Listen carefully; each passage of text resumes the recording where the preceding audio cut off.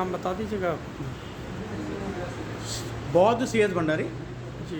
और Buddhist society of India Buddhist में कौन सा सोसाइटी पद है में दिल्ली आपके पास? प्रदेश का अध्यक्ष हूँ। जी।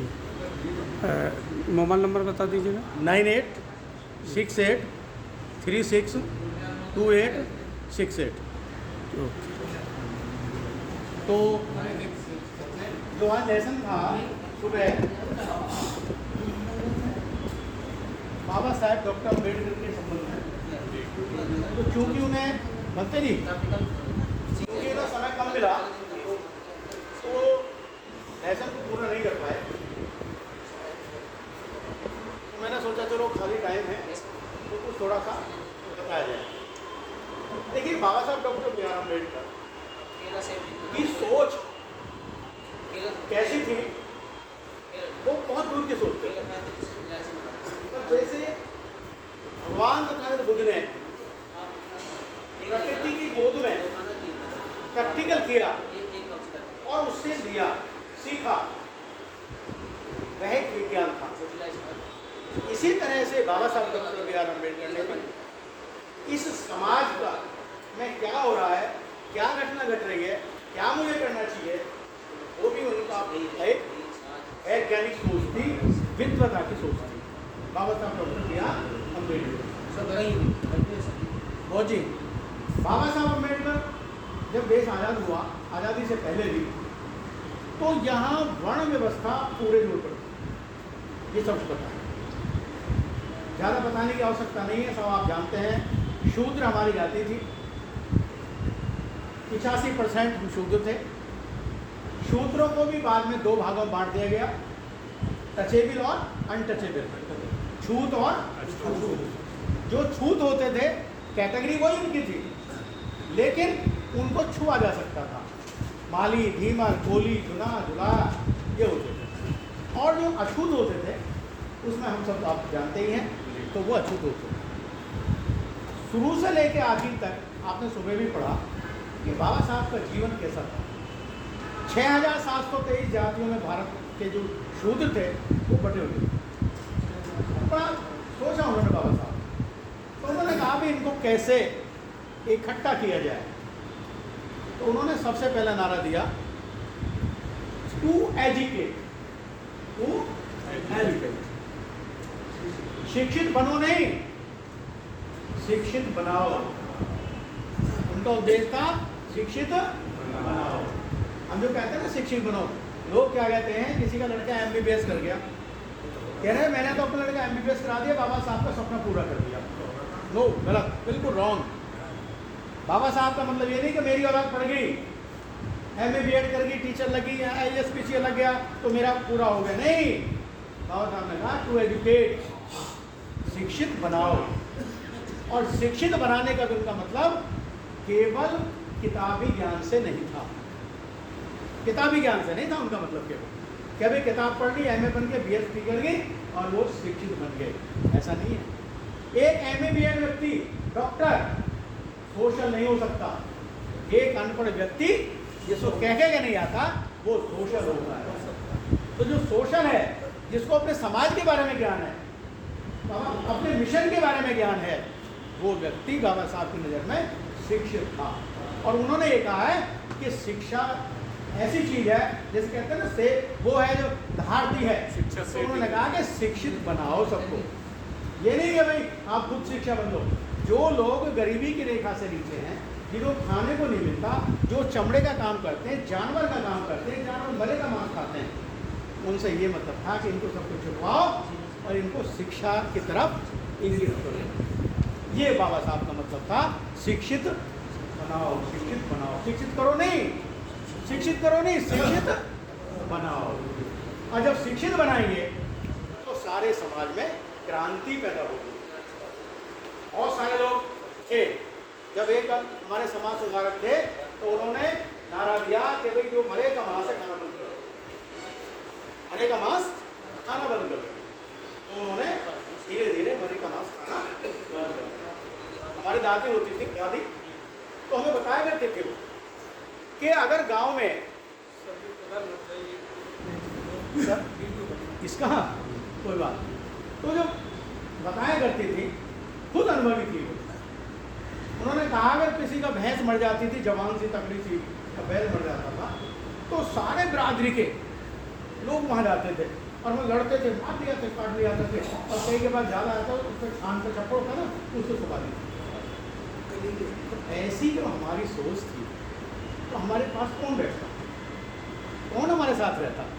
कोई रहने तैयार है क्या? कोई नहीं रहता।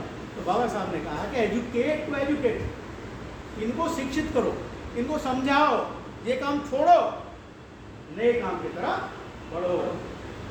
शिक्षा के बारे में सबको पता ही है। बाबा साहब कोई बाहर बैठने के लिए तय हुआ तो उन्होंने कहा कि भाई जब मैं ही गेट पर बैठता हूँ पढ़ने के लिए, तो जो बेचारे गरीब हैं, जो कुछ नहीं जानते, उनका तो लेना देना नहीं कुछ हो। ये उनकी सोच थी बाबा साहब। दूसरा है संचित रहो। भाई जब हम सारी जातियों में बटे हुए हैं और हम उस जाति के नाम पे एक हो जाएंगे तो हम कुछ कर पाएंगे, और जब कुछ कर पाएंगे तो हम 85% लोग 15% का मुकाबला करेंगे, तो हम संचित भी हो जाएंगे, संघर्ष भी करेंगे। ये बाबा साहब की सोच थी।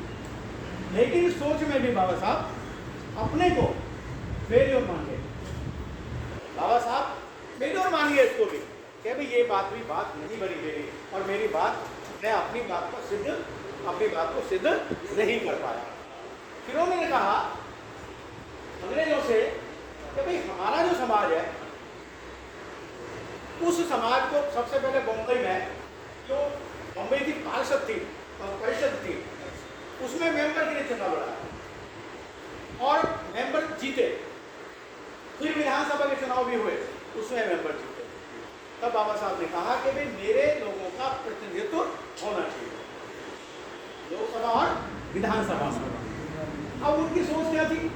उनकी सोच ये थी कि जो व्यक्ति हम में से हमारे समाज से निकल के जाएगा, विधानसभा में बैठेगा, परिषद में बैठेगा, तो अपने दलितों की बात को उठाएगा,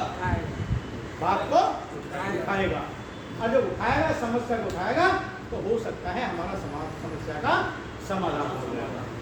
ये बाबा साहब की सोच।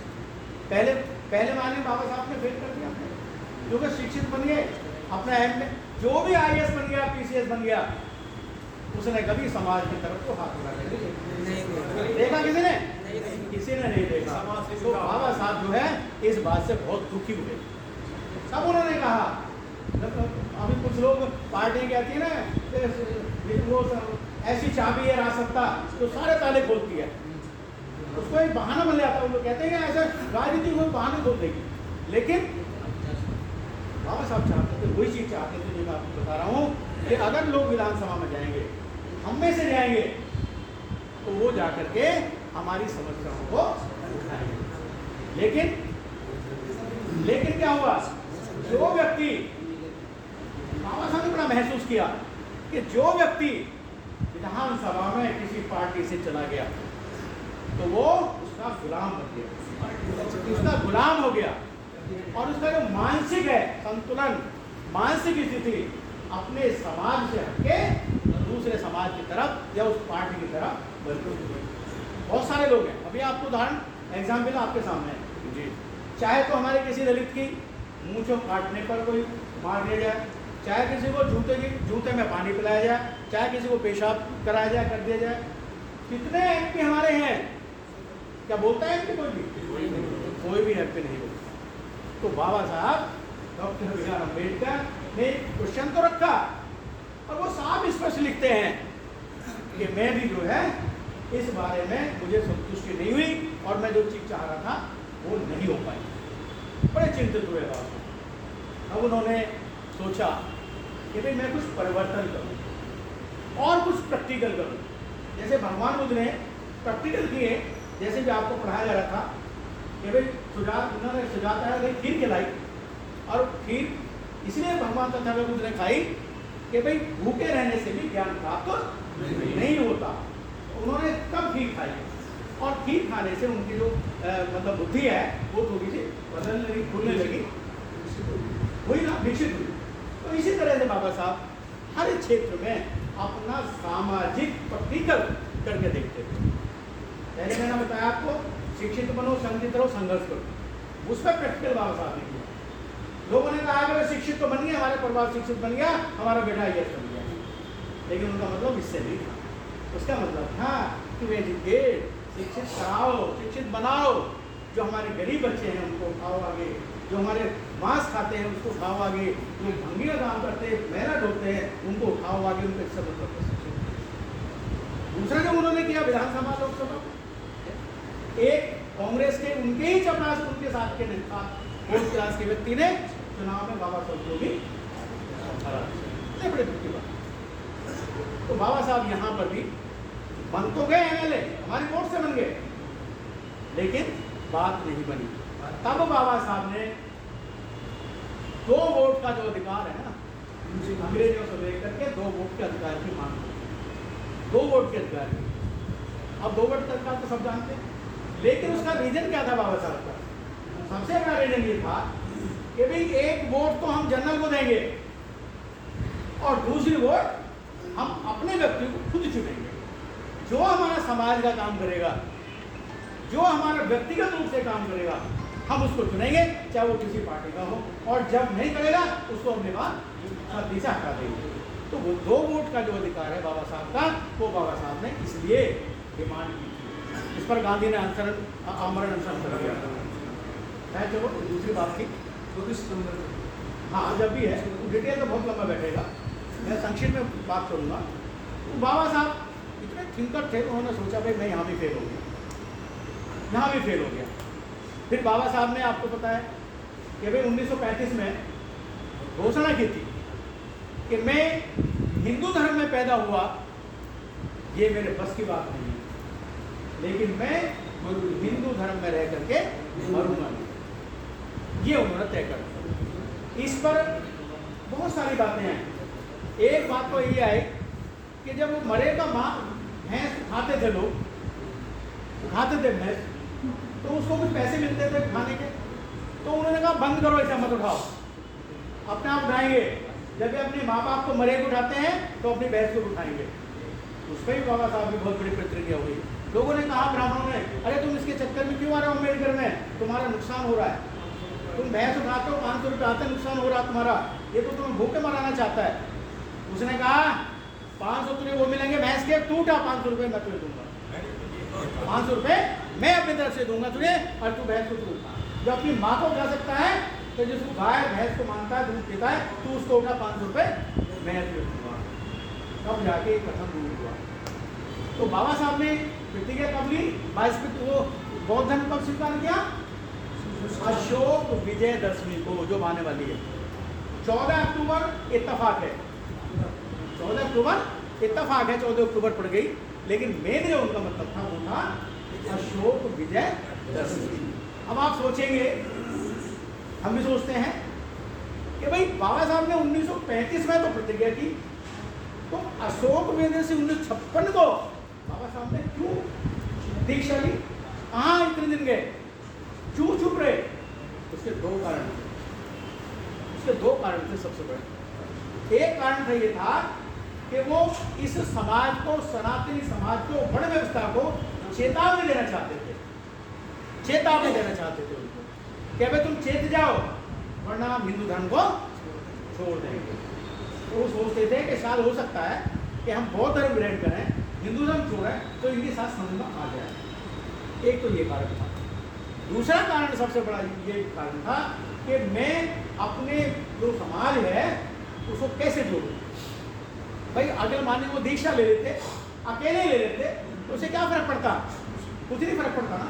तो उन्होंने समाज को इकट्ठा किया, समाज को प्रचार किया, और 10 लाख आदमी बहुत होता है, 10 लाख बहुत होता है। तब जाके उन्होंने 10 लाख आदमियों में अपना बौद्ध धर्म 14 अक्टूबर 1956 अशोक विजयदशमी। तो कहने का मतलब ये है कि बाबा साहब ने 2 प्रैक्टिकल पहले किए, फिर तीसरा प्रैक्टिकल उन्होंने किया, और लास्ट में उन्होंने सोचा कि भाई हम ब्राह्मणवाद में इतने घुसे हुए हैं, ब्राह्मण ने हमारा नाश किया है, ब्राह्मण ने हमारी जाति बांटी है, तो क्यों ना हम ब्राह्मण के कार्य को छोड़ दें। और जब तक हम ब्राह्मणों के कार्य को नहीं छोड़ेंगे तब तक हम सफल नहीं हो पाएंगे। तो तब उन्होंने 22 प्रतिज्ञा रखी। देखिए बौद्ध धर्म में ऐसी कोई प्रतिज्ञा नहीं है। भगवान बुद्ध ने कोई प्रतिज्ञा नहीं कराई। भगवान बुद्ध ने रिस्पॉन्सिबल दिया, लेकिन क्योंकि बाबा साहब इस सामाजिक व्यवस्था से दुखी थे, परेशान थे, वर्ण व्यवस्था से, सनातन धर्म से परेशान थे, इस ब्राह्मणवाद से परेशान थे, इसलिए बाबा साहब ने कहा कि मैं अपने लोगों को इस ब्राह्मणवाद से छुटकारा पाने के लिए, अंधविश्वास को दूर करने के लिए मैं इनको 22 प्रतिज्ञा दूँ। और बाबा साहब ने 22 प्रतिज्ञा की। 22 प्रतिज्ञा में अधिकतर तो सब आप लोग जानते ही हैं। एक चीज बाबा साहब नोट की, तो सबसे बड़ी चीज है, उन्होंने कहा कि ब्राह्मण के 5 खूंटे हैं। ब्राह्मणवाद के 5 खूंटे हैं जिससे आप जकड़े हुए हो, जंजीरों से बंधे हुए हो। अगर आप उन 5 खूंटों की जंजीरों को तोड़ दोगे तो आप स्वतंत्र हो जाओगे। कौन सा 5 खूंटे कौन से हैं? पहला खूंटा है आर्य समाज, जितने भी हैं लोग हैं, इनके त्योहार। अगर आप इनके त्योहारों को मानना बंद कर दोगे, पहला खूंटा है ब्राह्मणवाद का, इनके त्योहार। उन्होंने कहा कि भाई इनके जो त्योहार है, त्योहार मतलब तुम्हारे हाथ, आर्यों के हाथ, उसकी सॉरी अनार्यों के हाथ, शूद्रों के हाथ से त्योहार। कोई युद्ध ऐसे नहीं हुए, युद्ध हुए तो उन्होंने हमारे ही आर्यों को, हमारे अनार्यों को, शूद्रों को उन्होंने मारा। कोई सा भी धर्म देख लीजिए, कोई सा भी इनका त्योहार देख लीजिए, कोई सा भी देख लीजिए, सब में शूद्रों का विनाश किया, शूद्रों का विनाश हुआ, उनको हत्या किया। और अगर ऊपर नहीं मारा, नहीं उसका विनाश कर पाए, औरतों को सामने खड़ा कर दिया और औरतों से उसको एग्जाम्पल आपके सामने है, तो क्वेश्चन करेंगे तो बहुत लंबा हो जाएगा। तो उन्होंने ये कहा, पहला खूंटा। दूसरा उन्होंने खूंटा किया शादी ब्याह का, ब्राह्मणों को घर को बुलाने का, कि जब हम ब्राह्मण को घर पे बुलाना बंद कर देंगे, क्योंकि ब्राह्मण को आएगा घर में, हमारा खाना तो खाएगा नहीं, दहेज दान में कुछ भी ले जाए, दान तो ले जाएगा लेकिन हमारा खाना नहीं खाएगा। उसने कहा ब्राह्मण को तुम बुलाना बंद, जब ब्राह्मण को बुलाना बंद कर दोगे तो ब्राह्मण से हम अपना काम कैसे होगा। तीसरा है मेले ठेले जो भी होते हैं, जैसे दशहरा है, दशहरा में कौन जाता है? हमारे लोग जाते हैं। कांवड़ लाने कौन जाता है? हमारे लोग जाते हैं। अब 2 त्योहार नए बने हैं अभी, सरस्वती देवी पूजा, गणेश पूजा अभी तो शुरू हुई है 2-4 साल से। सरस्वती पूजा अभी तो 2-4 साल से हुई है, और उसमें टोटली ऐसे ओबीसी जाते हैं जो अनपढ़ हैं, उनका सरस्वती की पूजा करते हैं। बताइए, तो बाबा साहब चाहते थे इनके जितने भी त्योहार मेले ठेले हैं सबको बंद कर दो, मत जाओ किसी में भी, त्योहार होगी, विवाह शादी होगी। और इन्होंने इस तरह से बताया कि इनका जितना भी काम हम करते हैं विश्वास का, उसको सबको समाप्त कर दो। तो उन्होंने कहा 5 खूंटे अगर सबके ब्राह्मण अगर टूट जाएंगे, जंजीर टूट जाएंगी, तो हम स्वतंत्र हो जाएंगे, आज़ाद हो जाएंगे। तो उन्होंने ब्राह्मणों के ये 5 खूंटे बताए।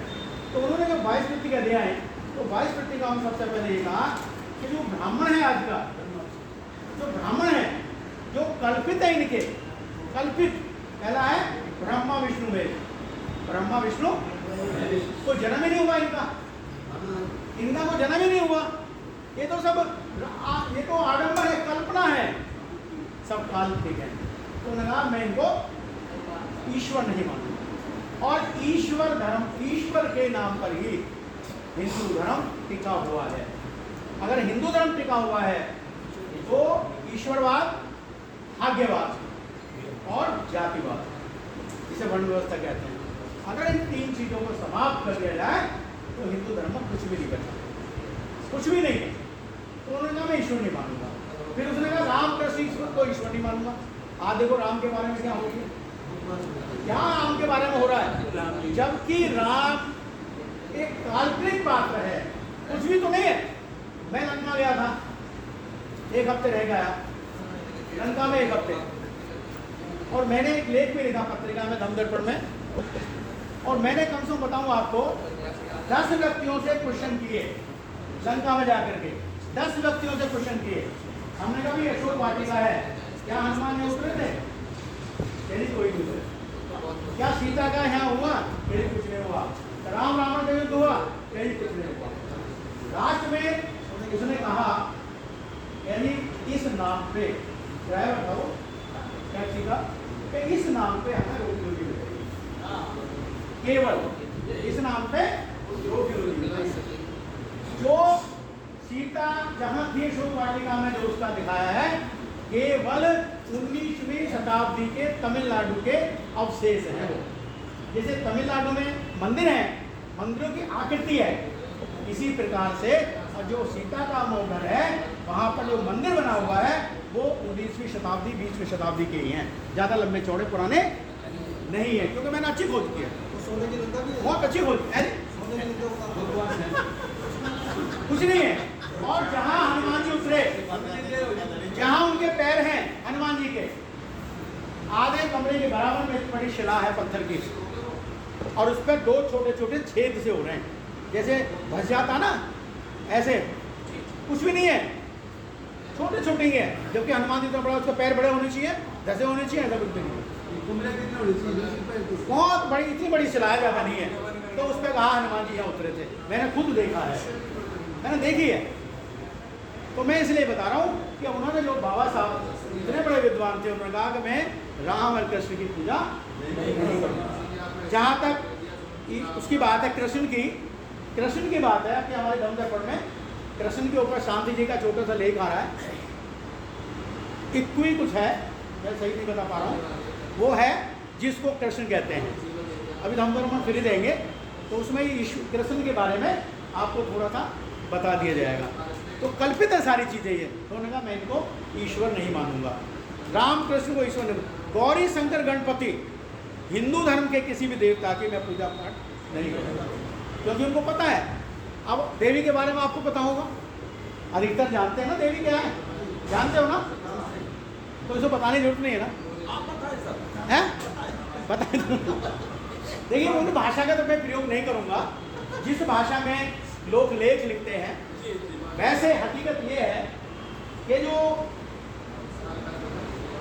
दुर्गा थी ये वैश्य थी, ये वैश्य, और आज भी लोग जब कोई पूजा पाठ ढंग से करते हैं, किसी धर्म को मानते हैं, तो वैश्य के कोटे से मिट्टी आती है, तब उसको लेकर पूजा पाठ करते हैं। जब लोगों की आर्य लोगों की पंचायत हो रही थी, पंचायत, तो उस पंचायत में हार बैठे थे लोग, क्योंकि महिषासुर को मार नहीं सकते थे, नहीं मार, जीता नहीं जा रहा था, जीता नहीं जा रहा था, तो पंचायत हो रही थी। पंचायत में इत्तेफाक से वो पहुंच गए, उसने कहा भाई क्या बात हो रही है, कैसे मीटिंग हो रही है, कहना तुम्हारे मतलब की बात नहीं है। तो कहने सुनने में कई बार कही, फिर उसने कहा कि चलो कैसे नहीं, मैं देखूंगी। तो उसने बताई क्या बताया तुझे यार, ऐसे ऐसे बात है, और वो हमारे तो काबू में ही नहीं रहे, कहना मेरे पर छोड़ दो, वो उन्होंने उसको ऊपर छोड़ दिया। और वो क्या 9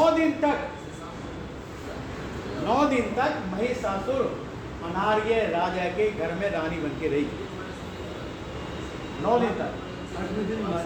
और 9वें दिन सोते हुए चोरी से उसकी तलवार से उसकी गर्दन काट दी और शोर मचाते हुए बाहर निकल गई। और जैसे ही निकल रही थी, एक बाहर पहलवान था शेर सिंह नाम का, उसने क्या हुआ, क्या हो गया काम, कहना चढ़ मेरी उस पर पृथ्वी पे, बैठ करके उसको लेके भगा के ले गया, क्योंकि राजा को पता न लग जाएगा, महल वालों को पता न लग जाए, इसलिए जाके छिप गया।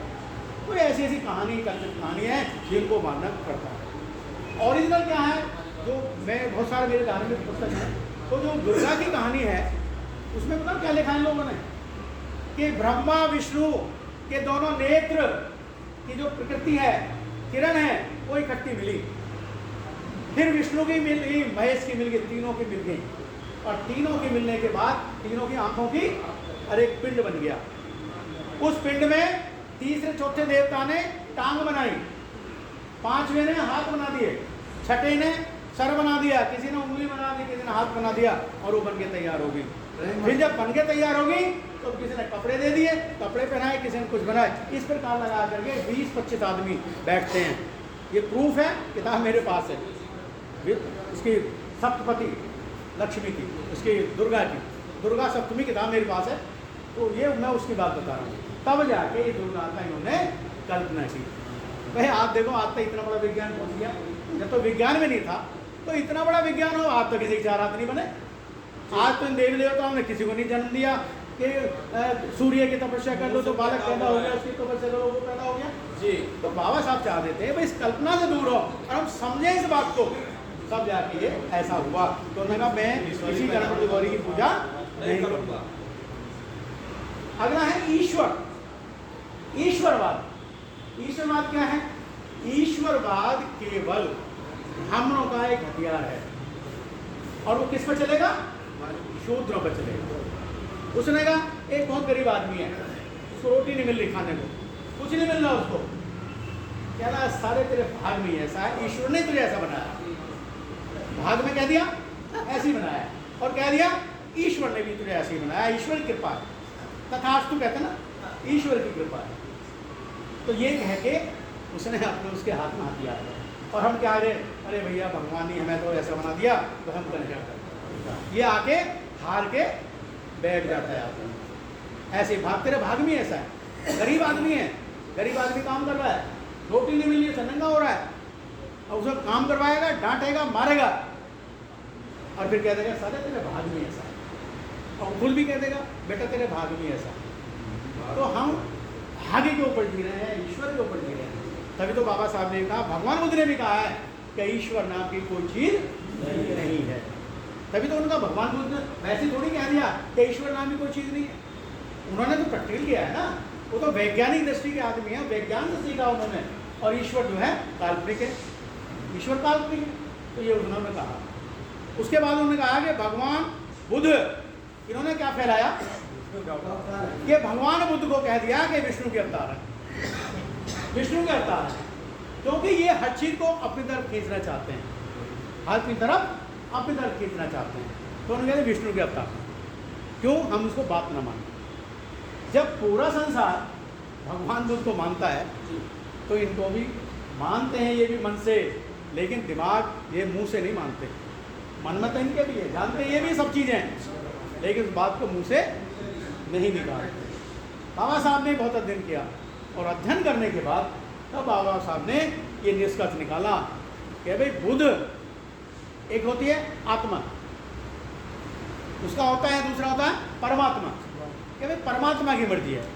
जब भगवान तथागत बुद्ध आत्मा को ही नहीं मानते थे तो परमात्मा की मानने का तो मतलब ही नहीं होता। आत्मा का मतलब क्या है? अंदरूनी बात, और परमात्मा मतलब महात्मा। तो जब बाबा साहब भगवान बुद्ध आत्मा को ही नहीं मानते थे तो परमात्मा को क्यों माने? और परमात्मा जो है वो ईश्वर का एक पर्यायवाची शब्द है। परमात्मा का ईश्वर जो है पर्यायवाची शब्द है, कि या तो ईश्वर कह दीजिए या उसको परमात्मा कह दीजिए, बात एक है। तो ये हम इसको, उन्होंने कहा कि मैं भगवान तथागत बुद्ध ने विष्णु के हमें अवतार हैं, हम इसको काल्पनिक या मनगढ़ंत या ऐसे प्रचार को हम पागलपन मानते हैं। उसके बाद अगला है, मैं श्राद्ध कभी नहीं करूँगा, ना पिंडदान करूँगा। आधे लोग पिंडदान को नहीं जानते, हमारे पर सबसे ज़्यादा अरे कर रहे हैं। सुनो पहले, अभी बाद में क्वेश्चन करना है, इससे तो मैं बताऊँगा। मैंने कहा मैं श्राद्ध नहीं करूँगा। एक बार गुरु नानक देव नदी के किनारे बैठे हुए थे, और एक पंडित रोज आता था और वो नाव उसमें पानी में खड़ा होके सूरज को पानी देता था। एक दिन गुरु नानक देव कहने लगे कि इसको सबक सिखाना चाहिए। कहने लगा भाई अब वो क्या किया उन्होंने, पानी को जो है इस तरह से ऊपर को उछलने लगे। वो ब्राह्मण ने देखा है तो बड़ा बेवकूफ़ आदमी दिया। उन्होंने कहा भाई क्या कर रहे हो? गुरु नानक देव बोले भाई मैं जो ना पानी को इसको पहाड़ी पे पहुंचा रहा हूँ। क्या लगा यार तो पहाड़ी पे कैसे पहुंच जाएगा? उसने कहा पहाड़ी पे क्यों नहीं पहुंचेगा, बिल्कुल पहुंचेगा। तो उन्होंने कहा कैसे पहुंच जाएगा? कि जैसे तेरा सूरज को पानी पहुंच जाता है, सूरज को पानी दे रहा ना, जैसे तेरा सूरज को पहुंच जाएगा ऐसे ही तेरा ऐसे यहाँ पहुंच जाएगा। ऐसी एक और छोटी सी, कबीरदास जी जब छोटे थे तो किसी ने ब्राह्मण ने कहा कि भाई जा हमें श्राद्ध करना है, श्राद्ध ना इसमें श्राद्ध करना है, और श्राद्ध करने में दूध लिया। अब कबीरदास जी चले गए, बर्तन लेके चले गए, छोटे थे लेकिन समझदार थे। रास्ते में देखा उन्होंने गाय मरी पड़ी है, गाय मरी पड़ी है। उन्होंने बराबर में से हरी घास उठाई और गाय के सामने डाल दी। घंटा 2 घंटा 3 घंटा 4 घंटा हो गए बैठे बैठे। वो ब्राह्मण कहने लगा आए नहीं कि यार कबीरदास को दूध लेने के भेजा, वो तो आया नहीं। तो जब उसने गया मैं देखूँ तो सही कम से कम क्या हुआ उसका। कहने लगा, कह रहे क्या कर रहा है तू कबीर? कह रहा है जी गाय है, मैं इसे घास खिला रहा हूँ और जब भी तो दूध देगी है। भाई जब तक घास नहीं खाएगी भैंस ये गाय तो दूध कैसे देगी? उसने कहा अरे तो मरी पड़ी है, यूँ घास खा ही नहीं सकती। कहने लगा जी एक बार बताओ, जब जिसको 2-4 साल हो गए 6 साल हो गए तुम उसका श्राद्ध कर रहे हो, तो उस श्राद्ध को पुण्य वहाँ मिल जाएगा, तो ये तो मरी घास ही मेरे पास पड़ी है क्यों नहीं खा लेगी? ये श्राद्ध का मतलब है, ये है श्राद्ध का मतलब। आज श्राद्ध चल रहे हैं, खत्म हुए अभी, तो सबको पता है ये केवल ब्राह्मणवाद है और कुछ भी नहीं।